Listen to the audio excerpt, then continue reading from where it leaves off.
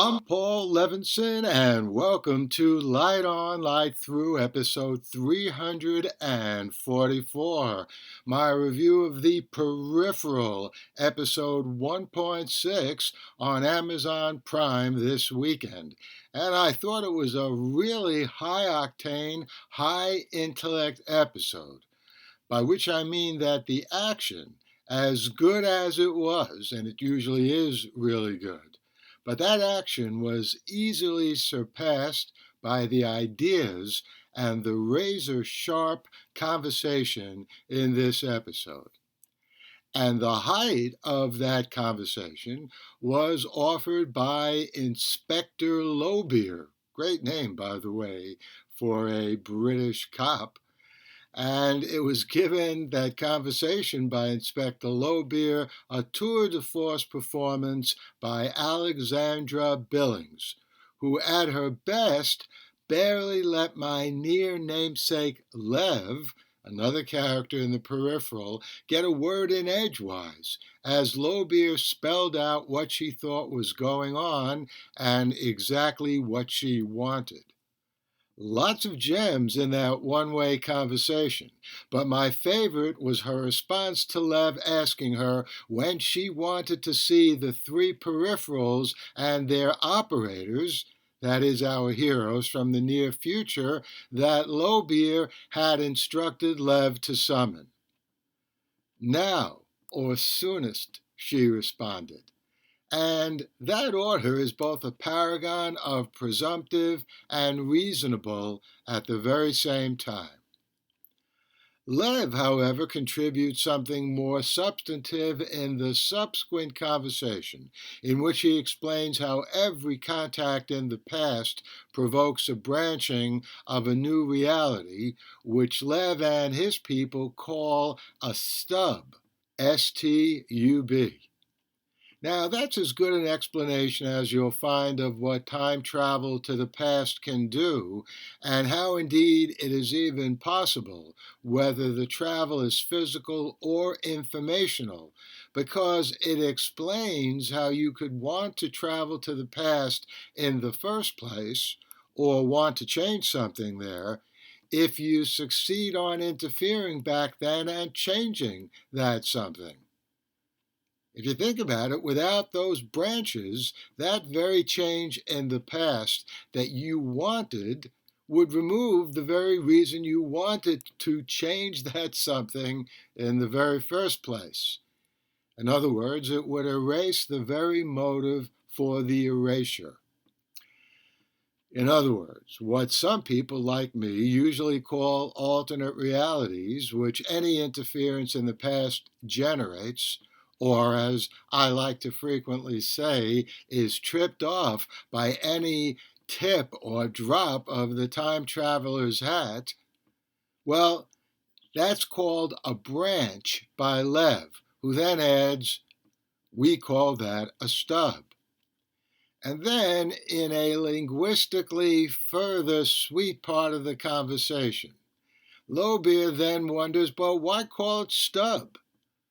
Not because it reminds her of something you see on Wikipedia. I don't know if they have Wikipedia in that reality. But because stub, in her words, sounds, quote, nasty, short, brutish, unquote. Lowbeer continues, quote, wouldn't you expect the fork's new branch to continue to grow? Unquote. Lev responds, quote, we do. I, of course, agree with both Lowbeer and Lev. By the way, fine acting by J.J. Field in that role, the role of Lev as well. In any case, it's left to Ash, a character well played by Harry Potter's Katie Leung, to explain that calling the branches stubs makes it easier for this future, that is the future we're seeing in this television series, to practice imperialism on the past. Wow. I don't think I've ever thought of the future manipulating the past as a kind of imperialism or, quote, colonialism, unquote, as Lowbeer then quickly puts it. but it is a powerhouse concept, and just one of the reasons I said I thought this episode in particular of The Peripheral was sheer intellectual dynamite. I'll see you back here next week with more. And I hope you enjoyed that review of The Peripheral 1.6. I will be back here with a review of next week's episode. I also owe you some reviews of The Mosquito Coast. I'll get those back to you here soon. In the meantime, I just want to mention again, there's a Kickstarter going on for a new special issue of Amazing Stories. Has all kinds of great authors, like, for example, Bruce Sterling, contributing short stories to it.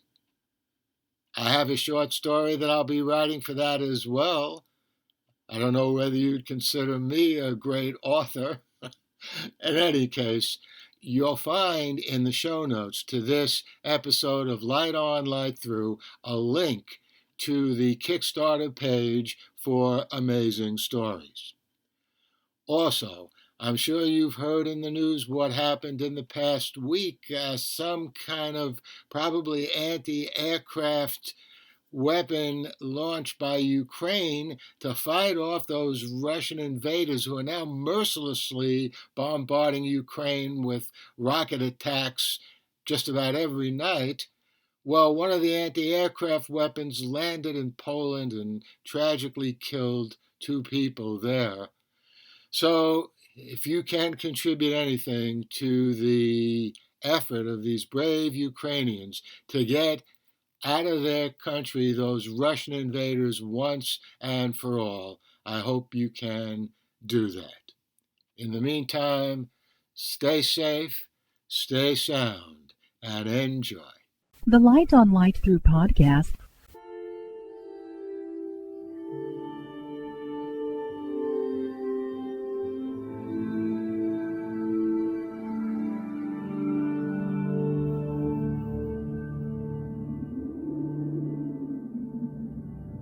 Athens, 2042 AD. She ripped the paper in half, then ripped the halves, then ripped what was left again into bits and pieces of history that could have been. Sierra Waters had read once that, years ago, it was thought that men made love for the thrill, while women made love for the sense of connection it gave them. Curled Up with a Good Book says, Sierra Waters is sexy as hell. You can find out more about The Plot to Save Socrates by Paul Levinson at theplottosavesocrates.com.